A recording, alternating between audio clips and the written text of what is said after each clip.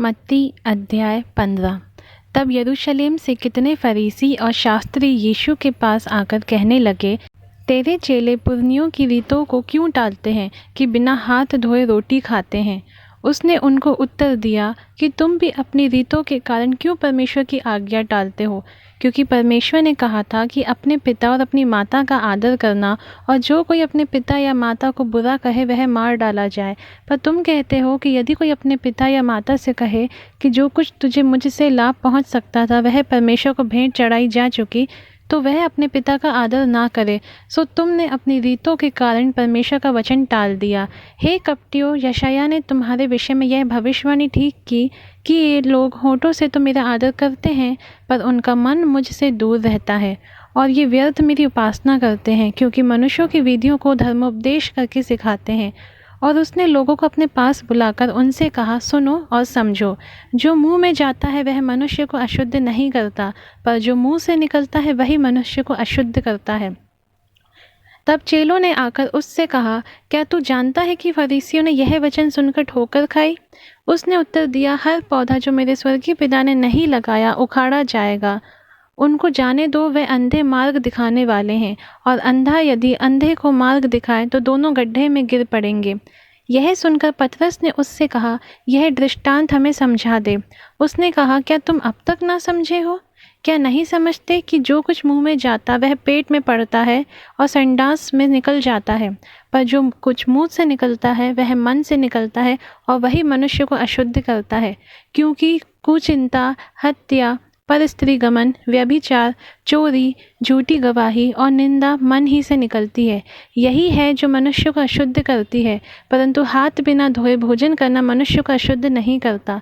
यीशु वहाँ से निकलकर सूर और सैदा के देशों की ओर चला गया, और देखो, उस देश से एक कनानी स्त्री और चिल्लाकर कहने लगी, हे प्रभु, दाऊद की संतान, मुझ पर दया कर, मेरी बेटी को दुष्ट आत्मा बहुत सता रहा है। पर उसने उसे कुछ उत्तर ना दिया, और उसके चेलों ने आकर उससे विनती कर कहा, इसे विदा कर, क्योंकि वह हमारे पीछे चिल्लाती आती है।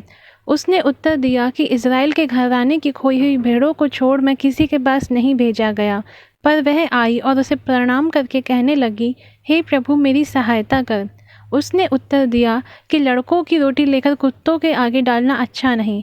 उसने कहा, सत्य है प्रभु, पर कुत्ते भी वह चूर चार खाते हैं जो उनके स्वामियों की मेज से गिरते हैं। इस पर यीशु ने उसको उत्तर देकर कहा कि हे स्त्री, तेरा विश्वास बड़ा है, जैसा तू चाहती है तेरे लिए वैसा ही हो। और उसकी बेटी उसी घड़ी से चंगी हो गई। यीशु वहाँ से चलकर गलील की और झील के पास आया, और पहाड़ पर चढ़कर वहाँ बैठ गया। और भीड़ पर भीड़ लंगड़ों, अंधों, गूंगों, टुंडों और बहुत औरों को लेकर उसके पास आए, और उन्हें उसके पाँव पर डाल दिया, और उसने उन्हें चंगा किया। सो जब लोगों ने देखा कि गूंगे बोलते और टुंडे चंगे होते और लंगड़े चलते और अंधे देखते हैं, तो अचंभा करके इज़राइल के परमेश्वर की बड़ाई की। यीशु ने अपने चेलों को बुलाकर कहा, मुझे इस भीड़ पर तरस आता है, क्योंकि वे 3 दिन से मेरे साथ हैं और उनके पास कुछ खाने को नहीं, और मैं उन्हें भूखा विदा करना नहीं चाहता, कहीं ऐसा ना हो कि मार्ग में थक कर रह जाएं। चेलों ने उससे कहा, हमें जंगल में कहाँ से इतनी रोटी मिलेगी कि हम इतनी बड़ी भीड़ को तृप्त करें? यीशु ने उनसे पूछा, तुम्हारे पास कितनी रोटियां हैं? उन्होंने कहा, 7 और थोड़ी सी छोटी मछलियाँ।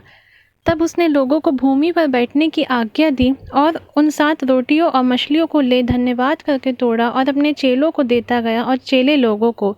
सो सब खाकर तृप्त हो गए, और बचे हुए टुकड़ों से भरे हुए 7 टोकरे उठाए, और खाने वाले स्त्रियों और बालकों को छोड़ 4000 पुरुष थे। तब वह भीड़ को विदा करके नाव पर चढ़ गया और मगदन देश के सिवानों में आया।